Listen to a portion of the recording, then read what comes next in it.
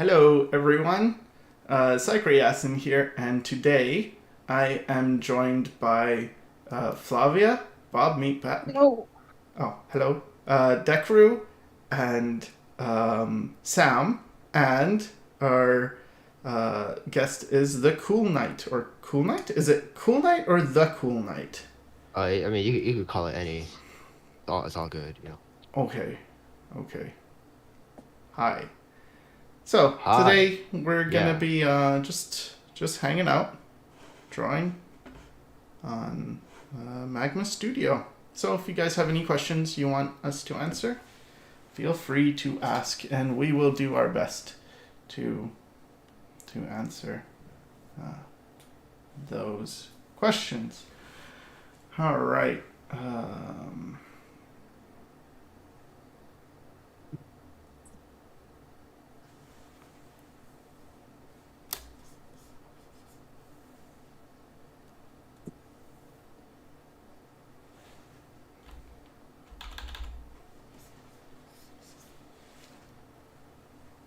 So this is a good conversation so Yeah. far. You know what? My brain's just stopped. Uh, so I I like guess. drawing. Oh yeah, what do you like, Cool Knight? Talk about yourself. So, I really like playing games and drawing, because drawing's fun. One time I drew this grasshopper and it looked really good. So that really motivated me to like keep practicing and everything. And yeah, that's where I am now. Just drawing a lot. Because I like drawing. Pretty much it.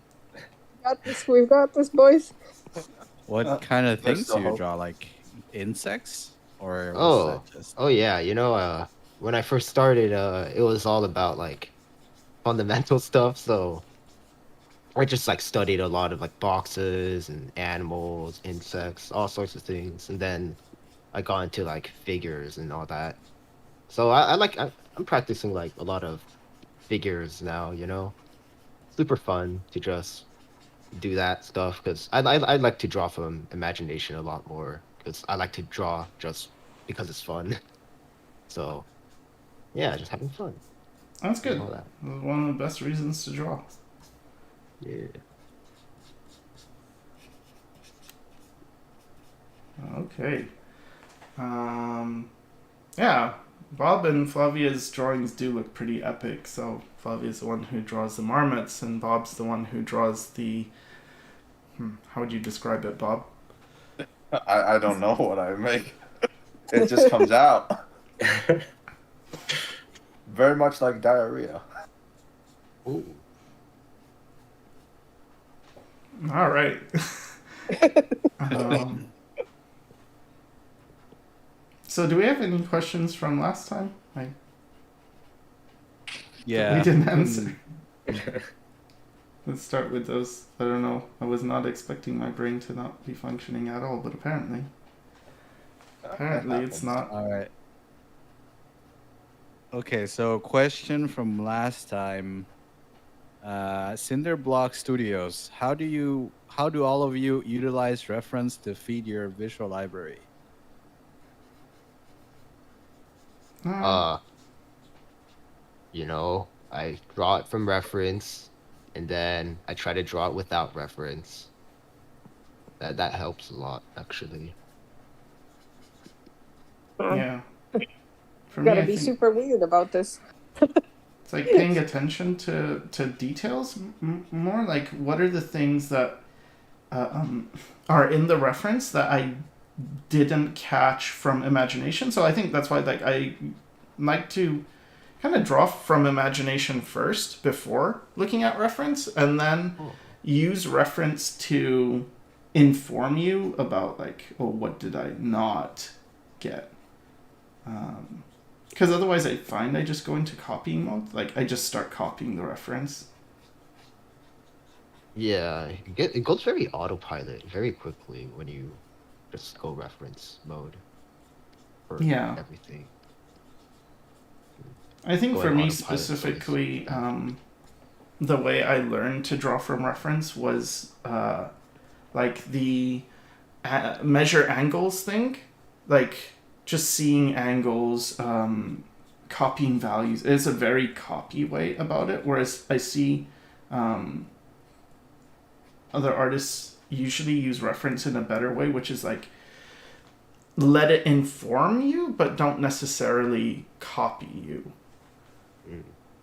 I mean, very, like, not copy you. transformative. Yeah, they it's do. like loose use of reference as opposed to like a I see. heavy use of reference. And it took me a while to understand when people were saying use reference. I kind of thought they meant like, well, you copy the reference. I didn't really know how to use reference properly. Like, it was the same when people said like draw cylinders and stuff and spheres. I literally drew cylinders and spheres instead of understanding that you're supposed to, like, there's certain properties of basic shapes, like basic forms, cylinders, spheres, cubes, cones. I think that's all of them. And you basically look at what you're doing and like, is this cylindrical? Because then I'll shade it as I would shade a cylinder-ish. So you're kind of looking for the interpretive way of seeing things instead of like this is a cylinder, this is strict. All right. Any other questions? Well, I wonder about that last question. Like studying other things, there's always this thing about maximizing your memory by using flashcards and stuff like spaced repetition. I wonder if any of you guys ever thought about using something like that for just, I don't know, reference and visual library stuff. I never even considered that. I used flashcards when I was trying to learn my made-up language. I made like flashcards as if it was studying like a real language. But in terms of art, how do you mean flashcards? Like, how would you do that for art? Well, like, I don't know, let's say you're really into, like, you really want to draw figures very nicely and quick. Mm-hmm. So you say, like, oh, I have a flashcard for trapezius. And so you have trapezius on one side, and you sort of, and you have the picture of that in the other side, and you're just supposed to, like, I don't know, I guess imagine it in your head and flip it around and see if what you imagine was accurate. So you mean like for memorizing anatomy names and stuff? I mean, sure, but not necessarily the names. Like, names is good too, but just like sort of like just drawing a body, right? Like, is that how you think when you draw a body? Like, because I don't think of like, I think of interconnected parts, but I don't really think, like, if I draw a trapezius, I'm not really thinking trapezius. I'm just thinking like shapes all the time. Yeah, I'm just like thinking of the parts that this thing goes to, or maybe the function. I feel like if I was thinking about the anatomical thing, I would probably get in my way because I would be thinking too, not rationally, but like left brain thinking. What would you call it? Cerebral? Yeah. Like, it's too much into that side of things as opposed to just drawing and sort of internalizing it. yeah, I mean, I get what you say, but I'm not necessarily saying like, oh, I have to memorize the name, right? Like, it's just sort of like, I want that visual reference in my memory, sort of thing. I think I'm just not quite understanding what you mean, like how you would use it. Like, okay, so there's a flashcard, right? Yeah. What is on it? Like, so like here's a card. Okay. What is the picture on this card? Or here's another example. Let's just say, I don't know, the head from a side view or something. Yeah, that's the words on one side. Okay. And on the other side would be sort of like the structure of that. Like just like a basic structure. So it's like a Like picture drawn. on. So one side has a word and the other has a picture of what that thing Yeah. is. Yeah. Is that how one would learn how to draw, though? I don't know. I'm just wondering. I feel like that's mixed. That's like a way of learning languages, because language is in that left hemisphere type deal. But then, would it be a way of learning art? Seems like, I don't know. I'm just not. I'm having difficulty with that part of it, the translation. Yeah, I mean, I assume you run into the issue of when you're actually trying to draw it, it's might be different than just having it memorized. But maybe it's a interesting experiment I might try later. Yeah, let us know how it goes. Okay. Okay, so another question from last time. From Steely Bob. If real animals would be Pokemons, what would be 3 of them that make sense as starters and why? Wow, that's a hard one. First of all, I don't know enough animals, and second, I don't know enough Pokemon. But let's see. I mean, there's the frog one, right? That makes sense. A tadpole turns into a frog. The plant one, the carnivorous plant one. There's I mean, butterflies. Does it have to be things?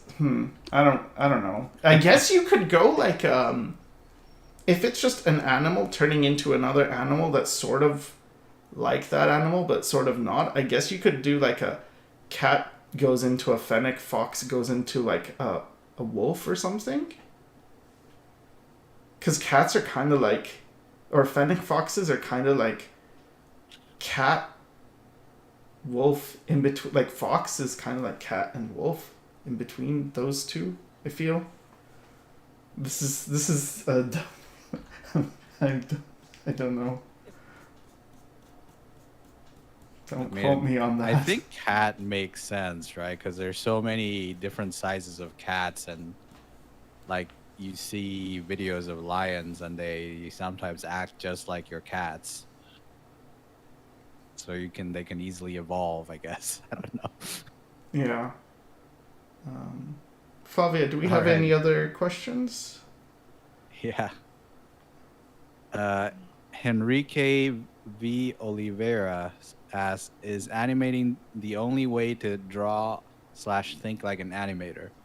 I love the gesture of the drawing, but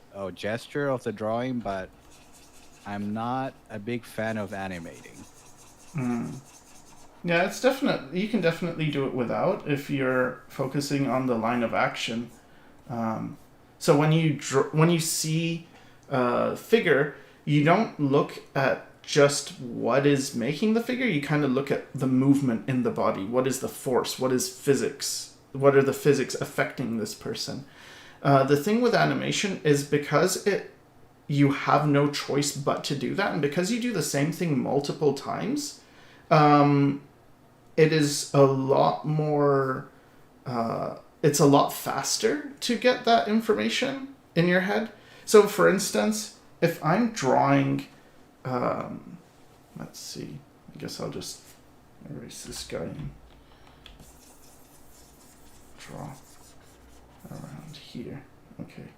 So, if I'm drawing, let's say, a guy, and there's like this pose here, and I'm thinking about the gesture, what should we have him doing? maybe like he's like his hand is down and then he's gonna like point this way, right? Okay, so maybe he's like upset, sort of hunched over a bit, and he's gonna point. Okay, so this is like one drawing, let's say, and let's say I drew the arm, tried to get it. Okay, so in animation, he wouldn't just be stopping there. I would have to also draw this to the, like, what's the pointing position? Like that maybe, right? So the arm is out and he's pointing. So he's going from this to this. I have to consider a lot of things, like maybe there's changes in the body as well as he points, but let's just keep it for this arm. I have to know what it looks like in the down position, then also in the transition, and then in the point, like in the end position. So I haven't drawn one drawing, I've drawn at least three, right? And I think it takes 3 drawings for a thing to properly animate. Like you need, here's the start, here's the stop, and here's how you got there. Here's the in-between. Kind of like in drawing form, you need 3 planes for something to truly look 3-dimensional. Because you can kind of do it with 2 planes, where let's say I have a box and it's in perspective and it's like that. Like we see 1 plane and 2 planes. But usually for things to look 3-dimensional, you want to get 3 planes. It's much easier to see it as a 3D form.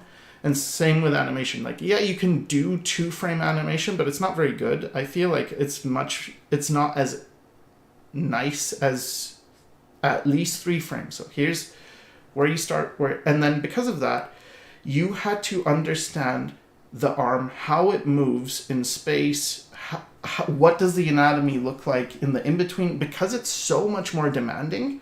It's not just, hey, I drew this gesture and it looks good and I'm done, right? Because if you're doing a single image illustration, you're done when it looks good. But for animation, you have to understand. It's a prerequisite almost. You can BS it. You can sort of, like, you need the movement at least to get right, but you kind of have to maintain volumes. You have to, at least it helps to know some anatomy unless you're doing very like noodle arm stuff. So then, because it's way more demanding, and that's just, you just have to do that in order for it to work at all. You're now playing at a higher level. You train yourself at a higher level. You learn to draw faster because you're drawing so much. You learn to simplify the figure because you don't have time to not simplify the figure. You learn about physics because otherwise your drawing won't look right. It'll be like, why does this feel floaty? Why doesn't it feel impactful? Why doesn't this heavy thing feel heavy? And so animation is one of these things that it's extremely difficult to do, at least for me. For some people, they have an easy time of animation. I don't. But it's something that it's so demanding that it forces you to like level up. And it's very, very useful, those skills, like all the things you consider. Then you go into a thing like, let's say, comics or illustration, you carry over all that knowledge, the simplification and things. And even in character design, like in 2D animation, they had to draw the same character over and over again. So the character designs had to be simple. They had to be like, we can't afford to make this design complicated because the animators will die trying to animate it. It's too much work, or it's going to be too expensive, or it's going to be very difficult to train like in-betweeners and stuff, or just other animators to keep doing this. So you simplify it, you optimize it. And so built into animation is this idea of optimization, simplification. And if you don't think about that, like if you don't have that as a constraint, what happens is kind of what we got with character designs when video games started going much more into 3D. We just got these like convoluted designs. You look at a character and they've got armor and it's like there's just tons of detail everywhere. But if you asked a kid, hey, kid, can you draw like a guy in Dark Souls or something? It's like, well, there's a lot of components to that. Whereas if you ask them, like, can you draw Mario? It's like, they can even draw it wrong, but have a sense of, like, there's a red hat with an M on it. And you'll know it. You'll interpret it as, like, oh, that is this character. So I'm a big fan of, like, optimizing, simplifying, getting to the heart of things. Just let's not make it overly complicated, and then it's actually better that way. In my view, I'm not like super into detail and stuff. Yeah, I don't know if anyone else wanted to add anything to that. I think you explained it pretty well. Okay. I see we have quite a few questions now from people in the chat. Guess we can go. I'm not able to follow all of them, but let's see. Tony Walker Jr. asks, why did start to have a project-oriented mindset rather than practice-based after all these years? Are you promoting a project-based learning method? Promoting. I'm encouraging people to have a project-based mindset, because I think it's like the animation thing I just talked about. Like, the reason it's helpful, like, promoting sounds weird because it's like, what is this? Am I trying to sell you something? Like, hey, you should animate. Why? I don't know. What does it do for me if you animate? It might just make you better. But it's more like, okay, am I encouraging you? Yes, because when you do a thing, you have specific problems to deal with, to tackle. And so when you have a project, everything becomes in order, because you have to answer certain things. Like, if I want to draw, if my project is like, oh, it's like this comedy and it's starring these two friends and their exploits, whatever. Okay. And it's going to be a comic. So if that's all I know, I now have a hint as to everything else. So, for instance, what are the panels going to be like? Well, it's a comedy, so we're more focused on the action of these people, so I probably don't want it too complicated. There should be probably a big focus on expressions, so maybe I would heighten that by making, like, the heads bigger and the eyes bigger, so we really focus on the expressive quality of this, as opposed to if I was saying, like, I'm working on this dark,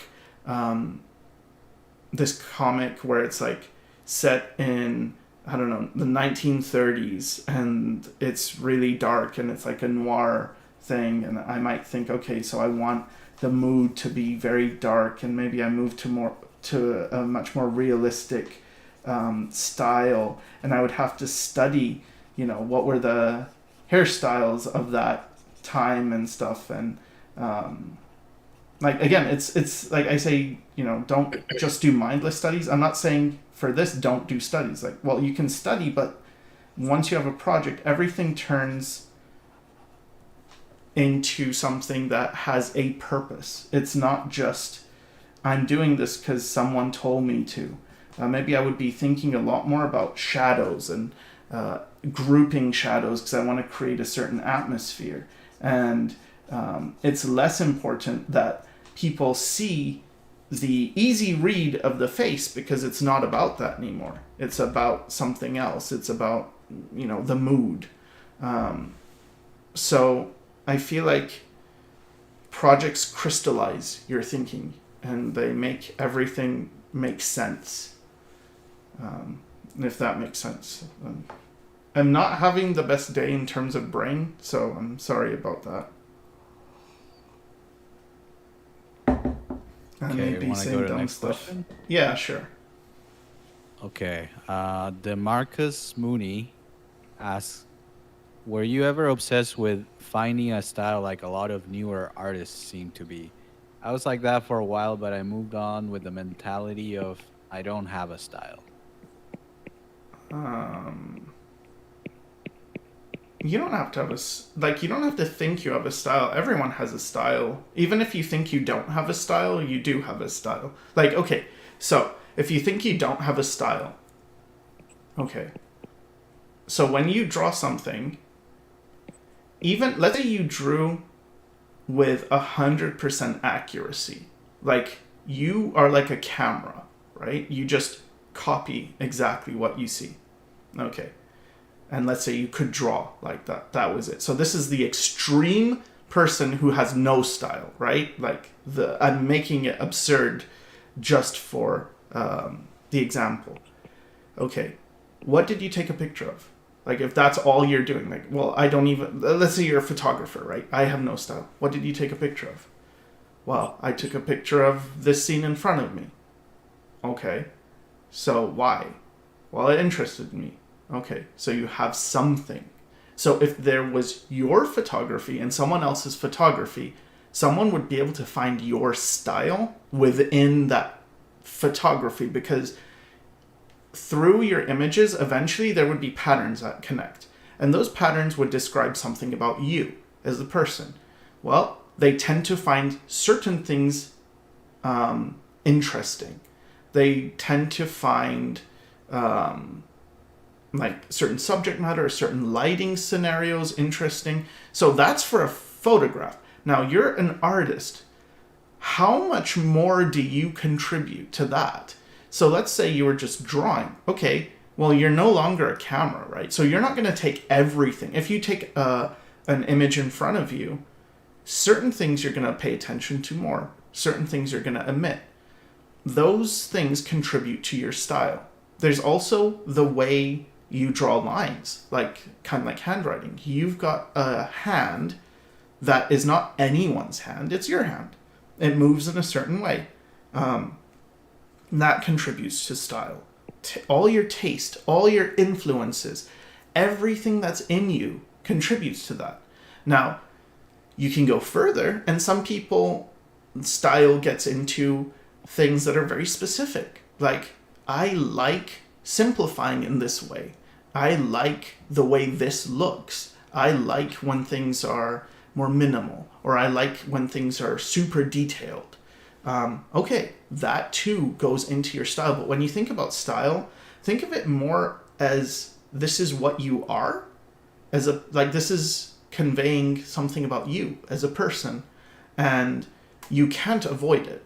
So for people who try to manufacture a style like I did, which one could argue that was maybe that's not the best way of doing things, but okay, doesn't matter. That's a different topic. But it exists anyway. You can't not have a style. Like, think of it that way. And for people who say nothing I make is original, that is also false. Because you can think of it that way. Like, no one's original. Everything's a remix. Nobody can create anything that's original. And I find that very unhelpful. I think what that does is it gives people a free pass not to think, not to consider themselves, not to analyze yourself and where you come from. So, what I would rather think is that you cannot help but be original. Like, you are original. Even if you copy someone, even if you had the ability to be able to draw like your favorite artist. I don't know who your favorite artist is, but imagine your favorite artist. Okay. And imagine you could do like you had their skill, 100%. Okay. Now, imagine any of their pictures that have been done. Is there anything that you would have thought, if I had this ability, I'd probably make a picture just like this, except I might make it and then whatever, right? Like, maybe it's like, oh, this person drew a really stunning elephant. And you're like, I wish I had their ability to draw elephants. They captured the life in it so well. And then if I could draw, I'd draw a penguin. It's like, so you would draw a penguin. So there's a difference. You're not just the same as this person. You would rather draw a penguin. Okay. What is it about penguins? Like, you move from that, right? Like you don't have to stay focused on this idea of I'm not original and nothing's original, because you can think about the opposite, that everything I do is original. Okay. Because it's all autobiographical. So here's something that I wanted to talk about. Sorry for everyone whose question I'm not answering right now. So Flavia has this ability that I find extremely, it's not an ability, it's like I think it's trained, right? But anyway, this ability to analyze people's things, their art, and to find something within it that explains something about them as a person. I find it very interesting. She'll look at someone's art and then she'll tell me like, oh, what it means on like a subconscious level. And it's very revealing. It's like How accurate is it? very accurate so far. Yeah. Like she'll look at, so okay, Bob, do you mind if I say something about an analysis that she gave to your image a couple streams ago? I think I know what it is. Go ahead. Okay, so Bob had drawn this picture of a bunch of like puppets. It's like 2 streams ago or 3 streams ago. And it was like a bunch of puppets held by strings in a room. And then Flavia had explained to me like because usually in the past streams we used to do, Bob would have prompts from the audience and then he'd draw what people say. And then we haven't been having that, so he just draws what comes to mind. And it's like, okay, so there's these puppets on the string. And then Flavia told me like, oh, when Bob doesn't have a prompt, he just draws his feelings. And then it's like, it's a bunch of people who are puppets on strings. That's us, right? Like, entertain the audience. And just was like, oh, right. Like, uh-huh. And then, okay, Flavia, do you think you can do this with, I don't mean to put you on the spot, but like with what is on the screen currently? I don't know if Do it for me. Do it for me. like I don't know if it's gonna be like, I think we're putting all of us on the spot in this case, but I think Okay, now, fine. We should get because- people's permission then. So who's okay with Do it for being me. Do it for analyzed? me. I want to be That's analyzed. okay. That's okay. Okay. So I think mostly the subconscious topic in this image is how we're kind of trying to interact more as a group and what our relationships to one another. So Bob and I were talking about you being sort of demotivated and being more like, all right, there's some encouragement needed here. So it turns out that our characters are sort of like, how do we make this work together? And then I don't know, I think we're kind of sabotaging Sam's drawing now, and Bob's like, okay, let me give you a haircut, and then his character is like trying to catch the bits, and I'm drawing a spoon that is like sabotaging the saboteur. So I would say that's a message. I think it's kind of trying to get it all to work together subconsciously as we're. Okay, what about Cool Knight? I think Cool Knight's trying to fit in. Oh. I think he's trying really hard to fit in. What do you mean fit in? Like Well, literally speaking, you're trying to fit into the page, but then like, because you're sort of new to the group, it's like, well, I'm gonna be in a corner. I'm not gonna be. Like, I just noticed that everyone is like drawing on one corner and I'm just by myself. Yeah, Oh my gosh. like we sort of move together, and then I see.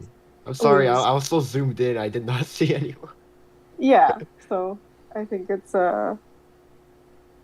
easier Dang. because it really depends. If you are a type of person who does do a lot of their work consciously, it's not going to be as relevant what I have to say. But because Bob and it seems like I uh, have more of the subconscious stuff going on, Hmm.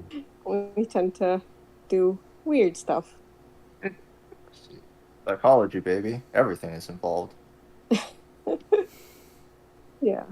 That's cool. All right. Well, we got a super chat Oh, from Tony Walker Jr. I think thank you, you answered Tony. his question, Thanks so much. but yeah, he says, now that you mention it, project-based learning came from the world of programming, which is what I'm doing right now. So it's centered around that method to learn code. Okay. Interesting. Yeah, I think everything is related. Like, I don't know. I think when I think about like any discipline, and I guess you might have had this experience if you get to a higher level in any thing, you'll start to notice that anyone else who's also in a higher level, like a higher level in their proficiency, that there is crossover. So if I listen to, I don't know much about programming, so unfortunately I can't talk on programming because I've never really done it. So, but let's say with music, if someone talks about their process or what they think about or why, how they do things, it's very similar. It's usually like, yeah, I can kind of understand that on an art level. It's a bit different, but like, even just straight up with music, if you think about, thinking about a piano, you have like bass notes and treble notes, like more deeper, heavier things, and then like more bright light things. And then you think in art and you have like dark values and light values. And then you think about the interaction. Oh, you don't want too many of one thing because then it'll sound too much of that, and you kind of want contrast between things. And then it's like, oh, are you talking about art or are you talking about music? So it's like contrast is one of the biggest things in all the creative disciplines. Like even with food, it's like, well, you want to have this flavor but then contrasted with this thing. So it's all related. Okay. I think in programming, I find there's something very similar to the practice trap that they call the tutorial hell, where people just kind of like follow all those tutorials where they basically handhold you to make things, and then after they're done with that, they maybe try to do something themselves, and then they can't. They're like, oh damn, I can't. I just gotta do more tutorials. So it's kind of like the practice trap, I think. Yeah, okay, that makes sense. Because when I was trying to learn 3D, when I was trying to learn Blender, that's what I did. I like did a Anvil or something. It was a tutorial on YouTube, and it was fine. The problem is that there would be like some part that it didn't work for me for whatever reason on my Blender as it did in the tutorial, and then I just got stuck. It's like, oh no, I can't really do it. But when I was doing it more project based, which is like just make stuff and try and figure it out on your own, I ended up kind of exploring more and having like figuring more stuff out in a way. So I don't know. All right, next question. Okay. Yeah, from Gabriela Pettyjohn. For practice and gaining mileage, what's the best way to stay motivated when bored or self-doubt? I want to improve, but once I start making progress, I get bored and stop art altogether. Can you repeat the first part of that? For practice and gaining mileage, what's the best way to Okay, stay motivated? See, you're practicing and gaining mileage. That's the reason. It's hard to stay motivated when you are working with abstract concepts like practice and gain mileage. You will gain mileage by whatever you do. So mileage happens for free. We don't have to worry about that. So long as we're doing stuff, we're gaining mileage. Almost any method you learn can, to a degree, work. Even the ones that you think are counter to what should work, it usually works anyway. So if someone's like, just focus on shapes and don't think about line, and you take someone and then, all right, let's say for some years, 2-3 years, all they do is that, they'll be good. They'll learn proportion, they'll learn value, they'll learn structure and form and all of that. But if you say just focus on line and don't think about shapes, just focus on line only, and you do that for a bunch of years, you'll also get to the same end result where it's like you gained all the things. It's just different approaches to the same thing. I imagine you could do that with martial arts as well, or anything where it's like just focus on this thing and then you can get good, or you focus on a completely different thing and you also get good. So it's that's why I like projects. That's why I don't like just this, oh, I'm just getting mileage. Because mileage for what? You know, if all you do is study and just like, I'm going to draw pictures of things I see. Okay. What do you think you're getting good at? Like, you are getting good at drawing. You get good at what it is you do. So if you study a lot, you will get good at studying a lot. Consider that. You will become the eternal student. Like, that is your ultimate, right? The thing is not like, I study a lot and I study so much that I become a master. It's like, no, you study so much that you become so good at studying that you just become this person who can study. And I've seen this from people who it's like their superpower is that they can study. They know how to do studies. They know how to memorize things. They know how to take in information. But when it comes to creating something, can they do that? Sometimes no. So studies by themselves, to me, make much less sense as studies that are designed for a purpose. And then I think of those differently. So when you attach it to a project, it's not that you're just doing it for the sake of doing it. You're doing it for a bigger purpose. And if you have a goal that you care about, if this is emotional to you, if this means something, if this is personal to you, you have so much more energy, you have so much more motivation, you have so much more of a reward than if you're doing it just because you want to gain mileage. That's what I think. But even this, I think that I could be like someone could do the exact opposite and still have good results. So there's also something to be said for there's no right answer. It's what is the best for you. Who are you? And what works for you. That's very important. Okay, let's take another. All right. Emperor Incarnate says, that beard is a thing of beauty. Drop the beard deets. What you put in it? Don't really put anything. Sometimes we put coconut oil. That's about it. You have the beard oil as well. But I never use it. Well, I've used it a couple of times on it. Oh, okay. So beard oil, coconut oil, whatever. It's not important. Let's talk about important questions now. Very important. Maybe they want to grow a beard. Maybe they've been trying. I didn't try. I just didn't cut my hair. It happened. It's like, I also didn't get a haircut. I wasn't like, oh yeah, I'm gonna grow my hair real long. It's just like, well, I didn't get a haircut, and then it ended up being this way. That says a lot about your genetics. You were made to have a beautiful mane of hair, dude.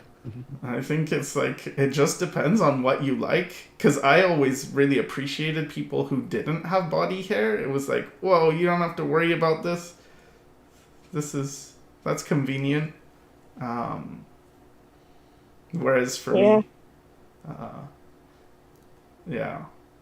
Well, I like it. Okay. Next relevant question, please. Okay. Tanya Silkaya says, what do you guys think about drawing slash painting as a performance? For example, with Kim Jong Ki and Bob Ross. Well, I don't know. What do you guys think about it? Uh, depends on what it means. With Kim Jong-gi, it was what he was doing was always really impressive because he was on the spot, and then he would create things that had, as you said, as you told me before, Sakura, he would do things on the spot, but he would have a story behind it. It would have great shapes. It would have great design, and it would have what else did you say it was? But basically everything he was doing at the spot was really impressive, and for anybody else, it would take like an immense amount of research to do what he did, and it would take like weeks or something. But he would just do it on the spot, and he would do it all from memory. So it was really impressive. Yeah, I think it's impressive. I think it really depends on what you want from art. Like, I think skill-based things that are performative are. It's not my cup of tea. I don't really get much out of it. I feel like, but I know that doesn't mean I'm not putting it down. I'm just saying it like a strictly personal thing that I've not. So for me, you know those like circus performers where they might do something or like spinning plates and stuff. It's very impressive. Like, oh, you could do that, but then I personally never cared. And same with like if you have a person who can do that thing where they have like 10 instruments on them and like they squeak the horn and they play the drum and they do the thing and it's like, okay, that's fine. And then you have someone who's like, let's say there were 10 people, each with one instrument, and it sounds just as good. I don't really care that one of them is extremely, extremely difficult and one of them is much easier. Because for me, I would only think about the music. So, is the music good? Then, oh, it's very impressive that you could do it this way. But that's not the selling point for me. But I know for a lot of people that is. It's like, here's a thing, and then here's that same thing done on hard mode. So for Kim Jong-gi with me, I was like, sure, there was isn't it impressive that he can do this? But I think what I got from his work more was when I had his sketchbooks and I look through his art and it's like, oh, you have these ideas, you have these things you want to convey. That was more important to me than the fact that, oh, he did this with no guidelines. He did this on the spot. It's like, I think it's called stupid human tricks.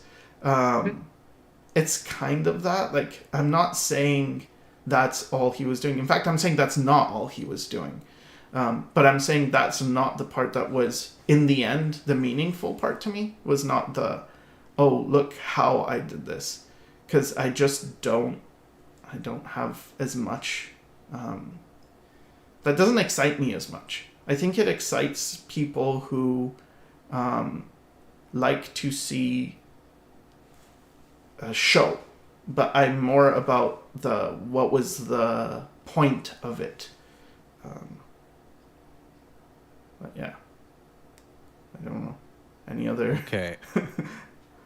David Pham asks, do you have any tips for intuitive learners that doesn't think analytical but more on emotion and feeling side of things? Yes. Do that. Do that without judgment. So, I think if you want to strengthen your intuitive side, the best way is to express and not judge. It's very, very important. It's a thing to. I think it's one of like the super important things. Like I feel like there are certain things in life that are like good tips. Like, hey, remember that the bottom of the nose and the bottom of the ear kind of line up. okay, that's like an okay tip. It's like, yeah, good to know. But then there's certain tips that are like really important. And like doing what is important to you, knowing what you like, not judging yourself, learning to value what it is you do, even if no one else likes it. Those are like, these are very, very important things. These are not like kind of helpful. These are extremely important if you don't have them. If you do have them, it's not even a concern. Like, there are plenty of people who, they're not moved by social pressure. It doesn't matter if someone likes what they do or doesn't like what they'll do. They just do it anyway. They're just very self-motivated. Those people, I feel like, are very lucky, because for the people who are very conscious about appearance, they know how other people think of them, and they kind of get influenced or affected by other people. That can be really hard. Like, self-acceptance can be really hard because they might want to fit in with the group. They might want to have this kind of prestige or acceptance or recognition. And so things can get complicated. And then there's another group who, they might just want money, for instance. They just want the idea of success. And for them, it doesn't matter what they do. For them, it's like, I could get this with art. I could get this with anything. I could be an actor and get the same thing. I don't really care what I do. I could open a business. I just want to succeed. And so I think in games, there was a thing I think a few people talked about how there were like different types of players that were motivated by different types of... Do you know what I'm talking about, Dekru? I don't know if you know this. Like the Magic the Gathering? Like, there's the motivation thing of like, okay, certain players like exploration, other players like doing things to... Yeah. Like, there's the ones think that like to grind. I don't remember. But anyway, and I heard a few video game talks where they were talking about these types of motivations. Like, different people have different motivations. But anyway, I don't remember. I think I'm kind of going off on a tangent. So let's go to another question. Okay. Zach Miller says, question, any tips for avoiding burnout as a professional artist? It feels like I'm always focused on work and thinking of the next project I need to draw, but it can become exhausting. Yeah, I hear you. So contrast is usually good. I used to think breaks and vacations and things were about having fun and doing something fun, like something exciting, because you get enjoyment out of it. And I've since learned, at least this has been the case for me. I would ask you to reflect and consider whether it's the case for you, and if not, just ignore what I'm saying. But one of the things I learned is that it's not actually important that I'm having fun on a break. It's more important that the break is something different than my everyday life.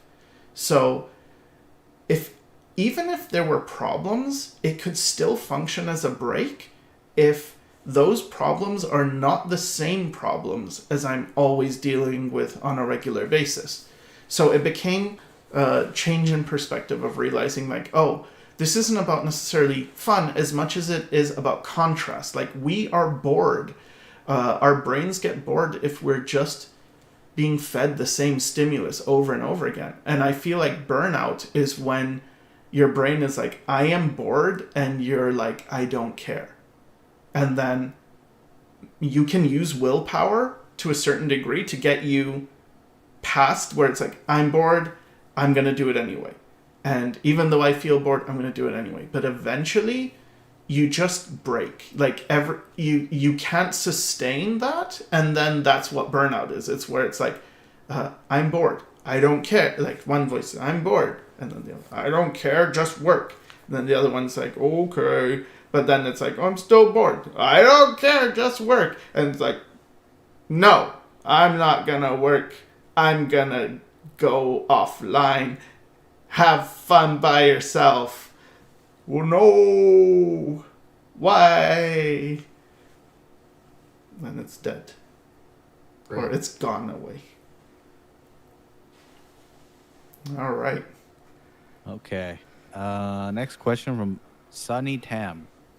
Hello, I heard that in order to draw an original piece while working with reference, one should look up at least a couple dozen, but I feel like that's too much.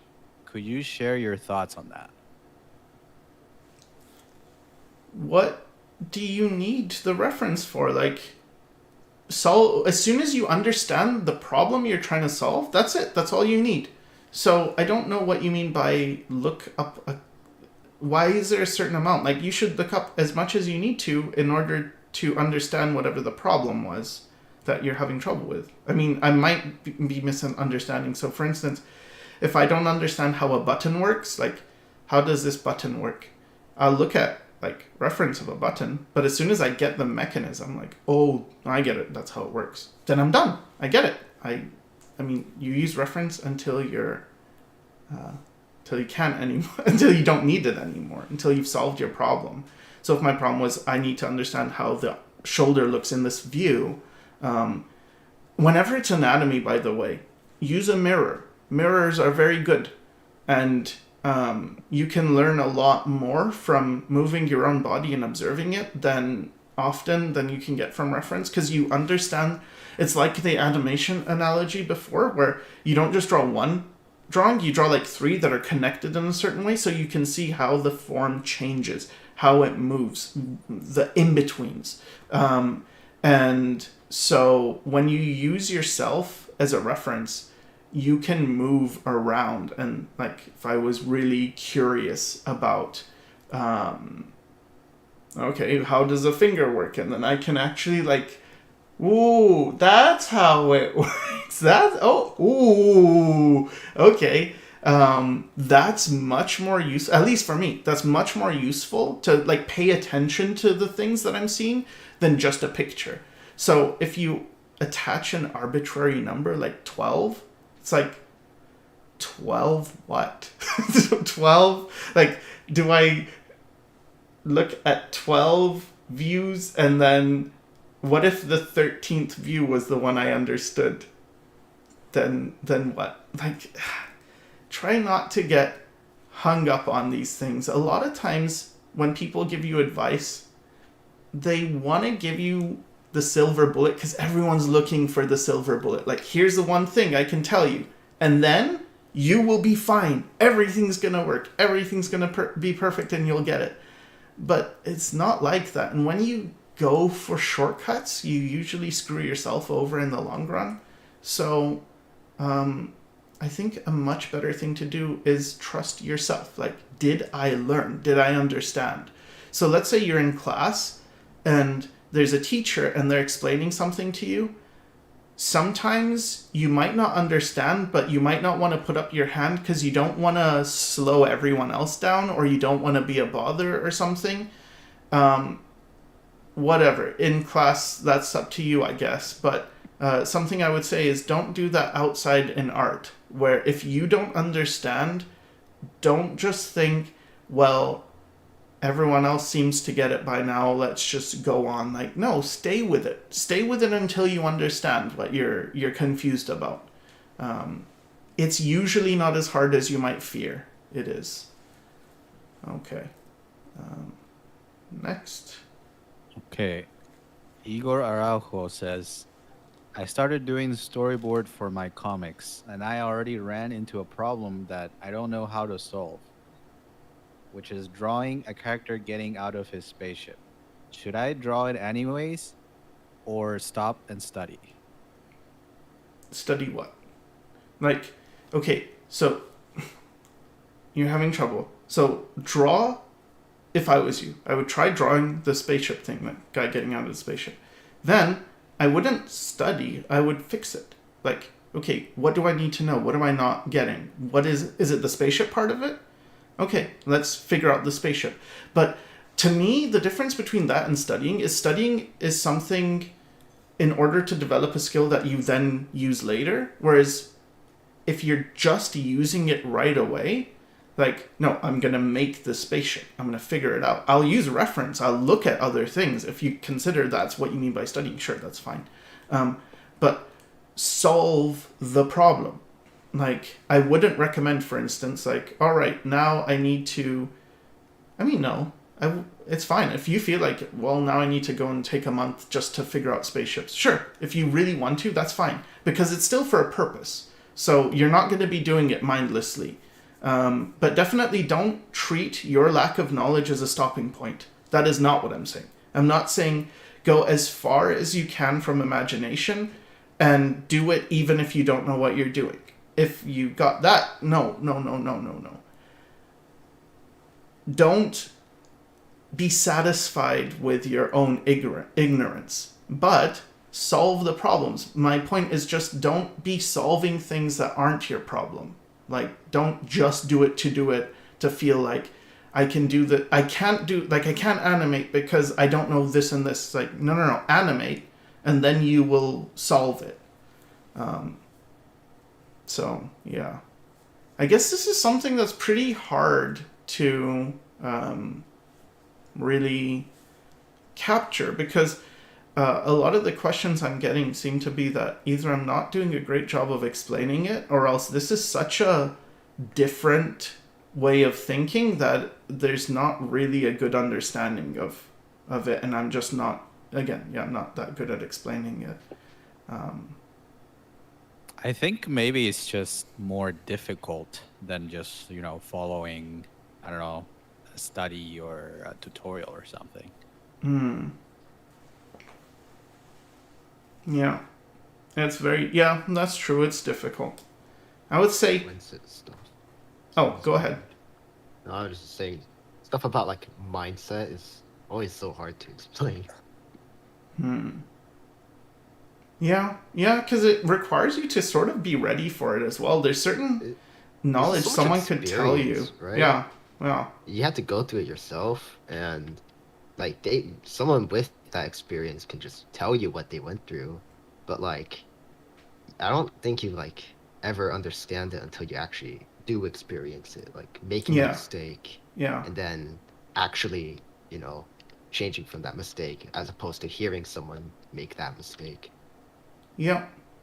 And it's something where it's fine to make mistakes. I think you shouldn't... If you're in the state where I'm saying stuff and it sounds like nonsense to you, that's okay. You don't have to believe me, and that doesn't make you wrong either. Like, you might understand it at a later date, or maybe you just need to go through certain... Well, I guess that's still at a later date, but you need to kind of go through life in order to be like, oh, okay. And sometimes, often it's like that for me too, where I'll say something and then I find out later, like, oh, that's not actually the best way. That was the best way I thought of it at the time. That doesn't necessarily make me dumb. It just means that sometimes you need life experience. So, don't beat yourself up over not believing in it or thinking that maybe even that you're wrong. It might just be that, first of all, you might have a point. Or it might be that you're just not ready for it yet. And that's still okay. It's okay not to be ready, because you will get there eventually. Another thing related to this that I noticed before that definitely happened to me is that nowadays, with the internet and all the information guides and stuff out there, it's almost like it takes away your own confidence, because you think there's so many guys and then there's a correct, quote, quote, correct way to do it, and you don't know. But I realized that you have to decide for yourself if something works or if something doesn't work. Mm-hmm. And there's another thing, which is, when people tell you what to do and give you advice, I feel like I sometimes wish I could ask, and is that what you did to learn? And almost always the answer will be no. Like, There's so many cases where people will say, well, I did it wrong and here's how to do it right. And you're like, well, okay, so how did you do it wrong? And then they explain, like, well, for instance, maybe someone's like, well, I just copied images and that's the wrong way and you really should learn about form. It's like, so you didn't do it this way, but you're saying other people should do it. What do you think you didn't get from copying images? Like, what do you think you got nothing from that? And what did you get? And like, it's maybe you got the confidence to keep going. Maybe you got the ability to like, well, I can't draw many things, but I can draw this one thing. Maybe it's like a picture of Goku. I can draw Goku in this one pose, and when I show my friends, they get really impressed, and that made me excited and happy, and it made me want to keep drawing. Okay, so doing that made it so you did stuff. That's good. That's fine. If that's what it takes, if copying helps you, do it. That's not a problem. Whatever helps you, do that thing. And the contrast is whatever doesn't help you, don't feel obligated to do it just because someone else told you. There are so many different ways to get things done. So many that, rules, it's different. You can, even with like YouTube stuff, when I was starting out as a YouTube channel, I had a lot of these like partner meetings from Google and stuff where they would tell you best practices. Like, you need to do this, you need to do that in order to grow. And basically everything I've done is not that. And maybe they had a point. And it's like, well, that's why, you don't get as many views or something. But in my mind, it's like, well, they said I wouldn't even cross certain thresholds. Like, no, you do. So you don't have to follow what people say. You can do whatever you want. If you are having fun doing something, I feel like almost always you will improve faster than someone who's not. Or even than yourself who's not, but doing other things because you're supposed to. I don't know. Anyone want to add to that, or? Nah, I think you explained it well. Okay, let's move on to the next question. Okay, Gray Mage says, do you think that focusing on guidelines when drawing ton of guidelines, sketching and such can be less effective than just drawing without guidelines after a certain point of understanding? Sometimes I've gone from using guidelines to not using guidelines to now again I'm using guidelines, so I don't know. So for me, guidelines are no longer a formula for do this and then do this and then do this. It's more like I'm offloading things in my head that I don't want to think about or that are taking up mental space. So for instance, I might use a guideline to get the basic proportion of a thing. Like, I'll use layers. I'll just like, oh, I blocked out the basic proportion. And that is so that in all the subsequent steps, I don't need to think about proportion. I can focus on maybe anatomy or the clothing or whatever else. But it's just like offloading things so that I'm not dealing with many things at once. I think multitasking is something I'm just not very good at. So there's a video I made called Manageable Chunks, and that's basically about this, like just talking about this idea of break things down into component parts so that you're dealing with one thing and one thing and one thing. I used to look at complicated images and I thought, like, this person's so intelligent, they're able to do so many complicated things. It's crazy. But then, with the exception, there are people like Kim Jong-gi, I guess, was able to do the complicated things. But with a lot of things, what I found is it's not that they're doing complicated things, they're doing easy things stacked on top of each other, like one easy thing, then the next easy thing, then the next easy thing, then the next easy thing. And then when you look at it, you see all those layers and it looks incredibly difficult. But the actual act of it is more like, no, I'm just focused on this one job. Like my one job right now is to get the basic shape of this head on the page. And then, okay, my one job now is I'll make a new layer and I'm just focused on placement or perspective of the head. Like what is front facing, what is the side. And then my next job is I'm just focused on getting the feature placement. My next job is I'm just focused on getting life and energy into this image now.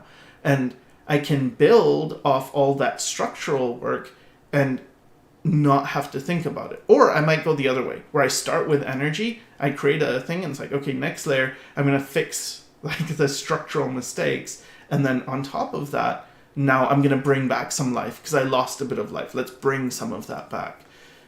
Would I say those are guidelines? Maybe. I don't know. But that's what I think of anyway. All right. Next. All right. YouTube Brad says, what do you think is the factor that makes some people improve in art faster than others, aside from talent? I think Having the fun. the biggest thing is having fun, really.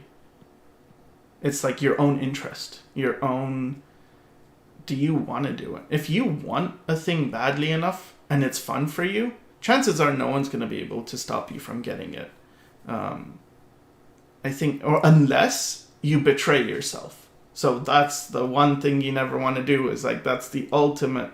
It's not even an unforgivable sin though, because I don't think you can get over it. If you're not being true to yourself, you still can learn how to be true to yourself. So there's pretty much no point where it's like you're absolutely screwed. I think, yeah, having fun is the best motivator, or being interested. Sometimes it's not even fun, but it's rewarding. That can also work. So, yeah. All right. Thomas Murphy says, do you think self-insertions in stories is a bad thing? I often see shows being criticized when the creator adds in a self-insertion.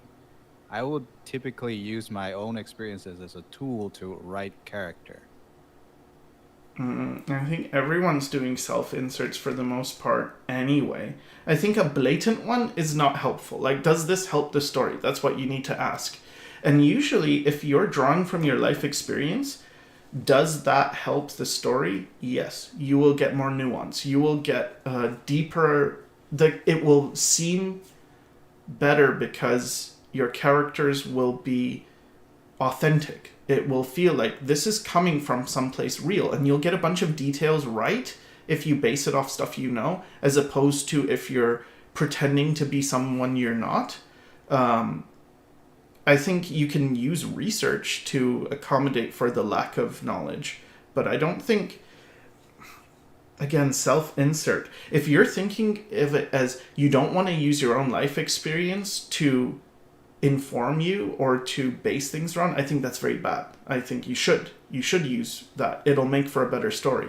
But if you mean like, I'm gonna just put this thing in, it doesn't help the story, but it's just like an Easter egg, I don't think that's really important. So I don't know. But I can tell you for my things, it's all self inserts, I guess. I don't live on a spaceship in space. However, it doesn't mean that things are coming from nowhere. They're all coming from... You have to kind of learn how to interpret something, right? So you have an experience of something. Maybe you feel like you don't belong.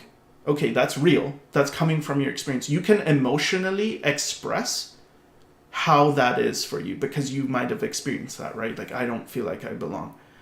But then you can change that to anything on that scale and make your character so that maybe their thing is they don't feel they belong as well, but their circumstances are different.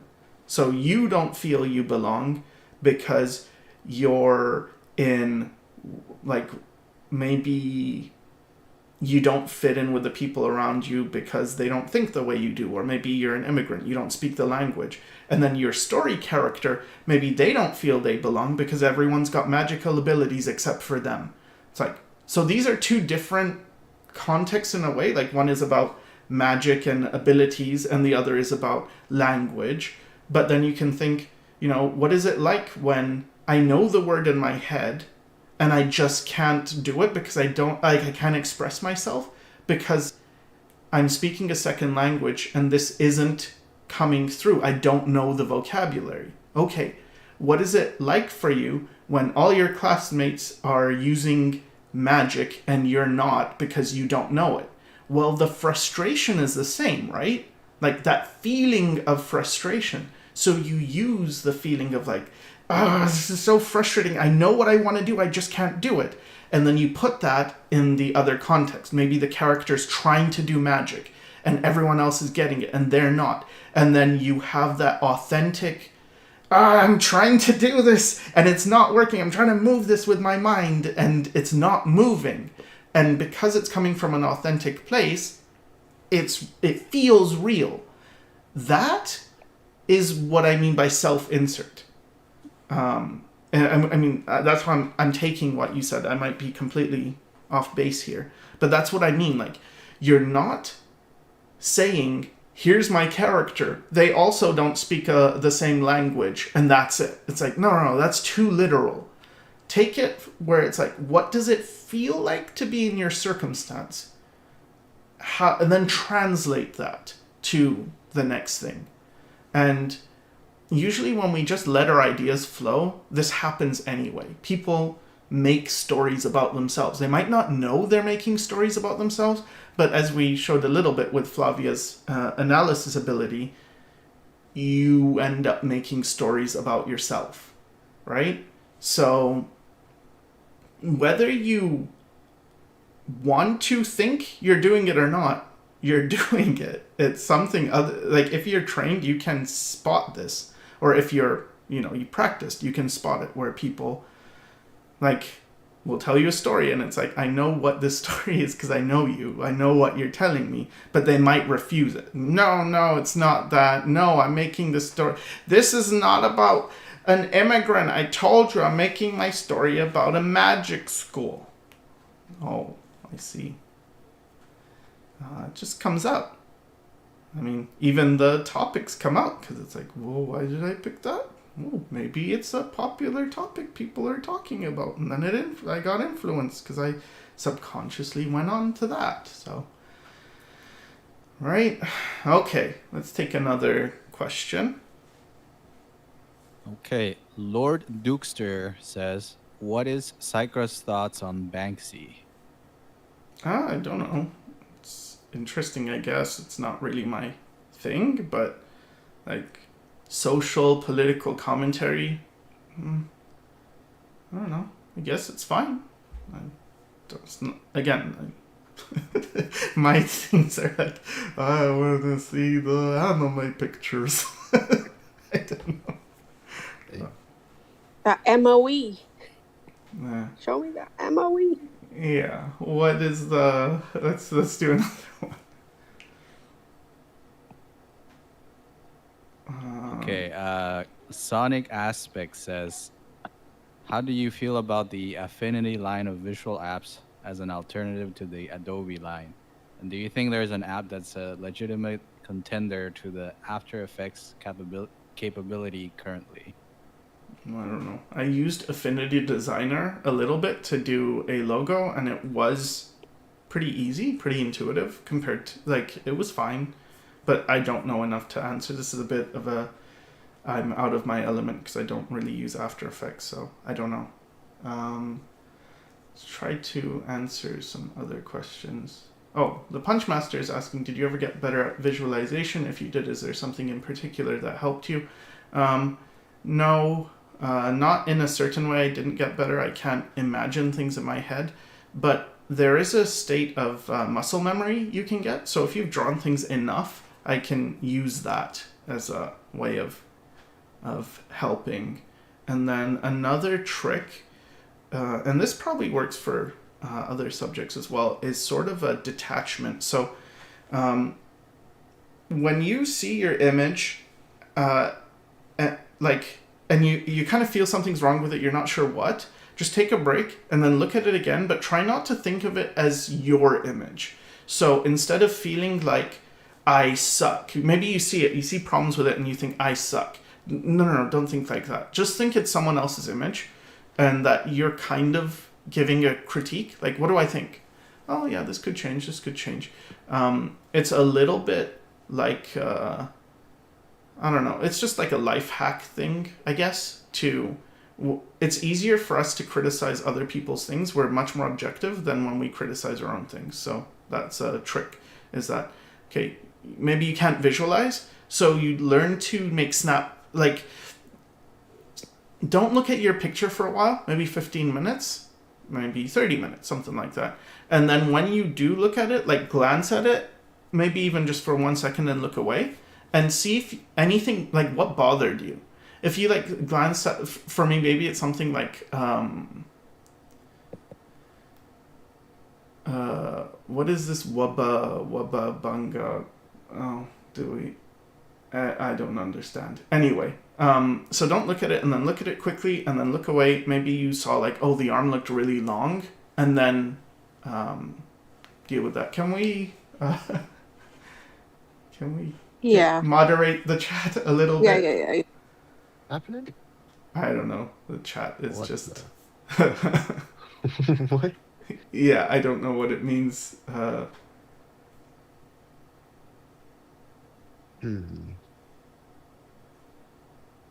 What? Anyway, I think do we have any other questions? We've got like 10 minutes left, so. Yeah, so Barry Ryan says, what would you choose? To have a great inherent ability to generate interesting shapes, or have an extensive in-depth knowledge of perspective? Sorry, can you say it again? What would you choose? To have a great inherent ability to generate interesting shapes, Mm-hmm. or have an extensive in-depth knowledge of perspective? Why would I choose one or the other?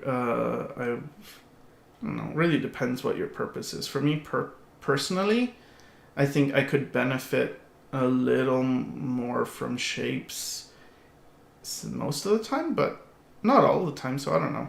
Seems like a kind of an artificial thing to ask. Like, I don't understand the point, really, of it. Maybe I'm missing something. It's just like, would you rather have 1 million this or 10,000 that? It's like, I don't know. You need both shapes and perspective. I would say, if you mean, like, would you rather take the time to study this? I would say you don't need to, like, I would study a little bit of perspective and a lot more shapes. So that's how I would think of it.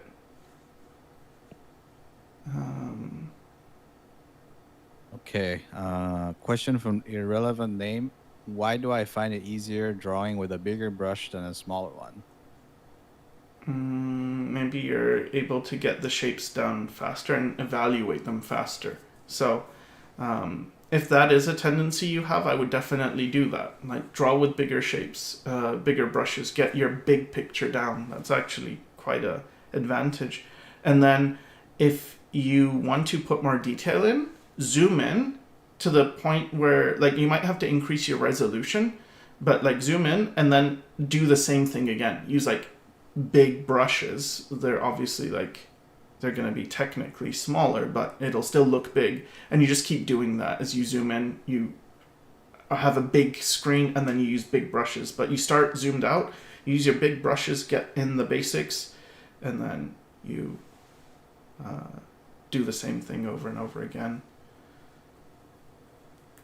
Just to add to that, one thing I do notice is that with the bigger brush you use, the more it starts to get close to something like painting, where you're using more shapes, and then the smaller brush you use, the more you get close to using line.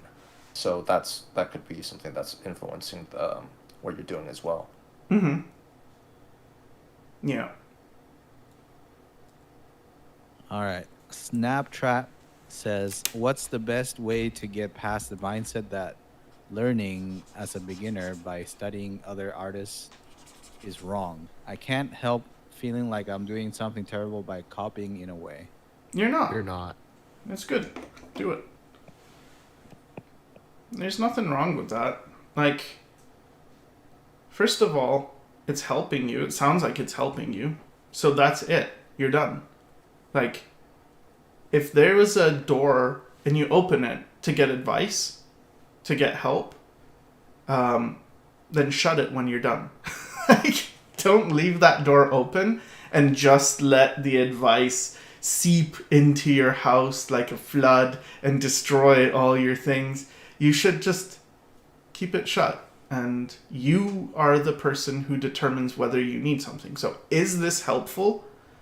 That's the first question. Like, am I enjoying myself? Is it helpful? If the answer is yes, okay, you're done. That's your answer. Copying is, there's no problem with copying. That you shouldn't feel that way. It's how most people, like, I have trouble doing it, but that doesn't mean it's bad. That means this, because my brain is a certain way, I can't do this thing that is super useful and I wish I could do it. I really wish I got more from copying personally, because then I could just do it and improve more that way. I think it's a very, very useful thing to have. It's how we learn. It's how animals learn, right? They play and they copy, and then in doing so, they develop skills on their own, and eventually you want to pair that with yourself. So maybe you see someone do something and you copy that, and then you realize, like, well, it doesn't feel that comfortable when I do it exactly like that. Maybe if I do it more like this, it's going to feel more comfortable for me. So then you adapt it to your own circumstance, you process it, and eventually it will be one of many things. So you won't just copy one artist, for instance. You'll copy different people you like, and you'll take a little bit from them. But you can think of it two ways. You can either think of it that you are taking from other people, right? Like, I looked at you and I like this and I take this. I looked at you and I like this and I take it. The other way to think of it, and the way I like to think about it, is sort of there is this future you, right? This realized style.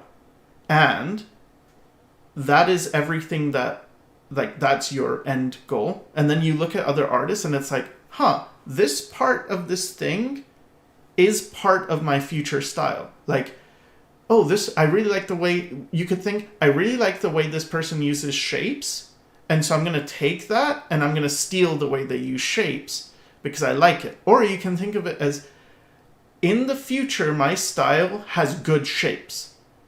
This person has shapes that are very similar to my future self, what I want to be, and therefore I am going to study that so I can learn how to do myself, like be myself, how to do the style that is my own.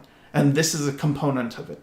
This might be a component. There might be an artist that's like, you might be lucky, and they're like 95% the way, like, this is 95% what I want to be. Cool. You found a big shortcut. So now you study 95% of that, and then you work on the last 5%, and then you make it your own. Yeah. Okay. We have time for one more question, and then we'll wrap up. Okay, Zane Zabon says, "What's the biggest thing you've learned during your hiatus from YouTube?" What I've learned is that I think the importance of projects, the importance of not being in this, how do I explain it? I think right now, social media and all this stuff, this sharing of stuff, is very toxic. I think people are looking at too much stuff and they're not thinking about who they are enough. And what I had being off YouTube was more time to think about myself and what I want to do, how I think, what I want to express, and less time thinking about what would people think about this? Will people like this? Will people like that? So that's really what I got, is the clarity, I guess, not being so considering other people, considering posting and stuff, and being obsessed with likes, and just, I find it so harmful.